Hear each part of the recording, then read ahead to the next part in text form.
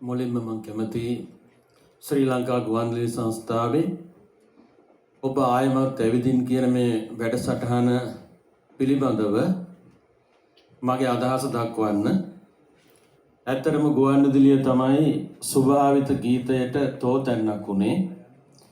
නිර්මාණකරුවෝ රාශියක් බිහි වුණේ මෙතනින්.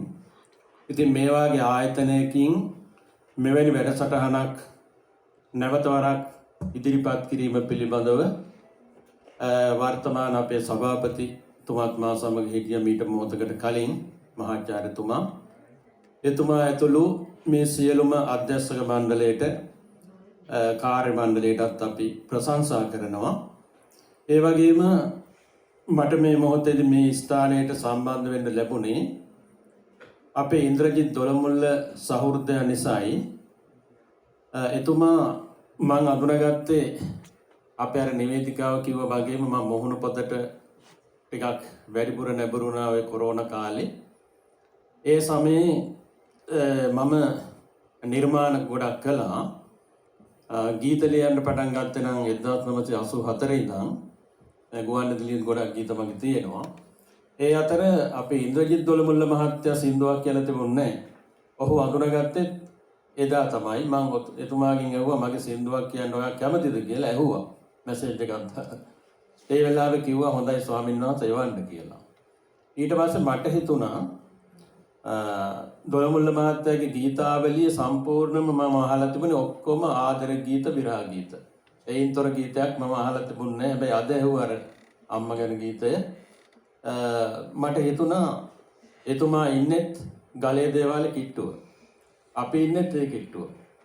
ගලේ දේවාලය කියන්නේ ලොකු විස්කම් හාස්කම් තියෙන දේවාලයක් කියලා ලොකු විශ්වාසයක් ජනමතයේ තියෙනවා. ඒ නිසා මට හිතුණා වැඩි වෙලාවක් ගියෙත් නැහැ මේක ලියන්න. බොහොම කෙටි වෙලාවක් තුළ ලියලා මම යවුවා. ඒක හරි ගියා.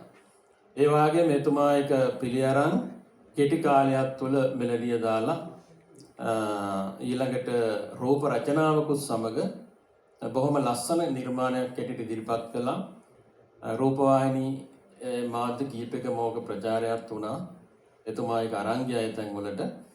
ඒ වගේම මම ගොඩක් ආස කරන ගායකයෙක් මේ. මම ගොඩක් ගායකාව ඇසුරු කරලා තියෙනවා. දැනටත් ඇසුරු කරනවා.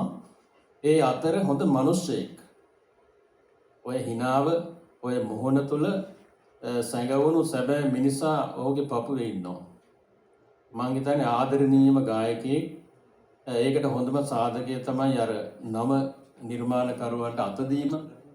මං හිතන්නේ ගොඩක් කට්ටිය ඉස්සරහට අරන් තියෙනවා.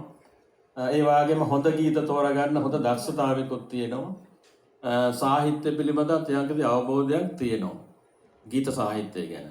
ඒ නිසා ලස්සන ගීතාවලියක් අපේ සිංහල ගී කෙතට දායාද කරපු අපේ ඉන්ද්‍රජිත් දොළමුල්ල ගායකතුමන්ට ඒ වගේම එතුමා හොඳ ස්වාමියෙක්, හොඳ තාත්තා කෙනෙක්, ඒ වගේම හොඳ බෞද්ධයෙක්. හොඳට පන්සිල් රකින්න බොහොම හොඳ ආධ්‍යාත්මික ගුණගාවක් තියෙන මිනිස්සෙක්. ඉතින් එතුමාට මම සුබ පතනවා තව තවත් නිර්මාණකරණයේ යෙදෙන්න නිරෝගී සම්පන්නිය දීර්ඝායුෂ ලැබේවා කියලා ආශිර්වාද කරනවා මේ වෙලාවේ. මගේ හදපත්ලෙන්ම ආශිර්වාද කරනවා. ත්වන් සරණයි ඔක්කොටම.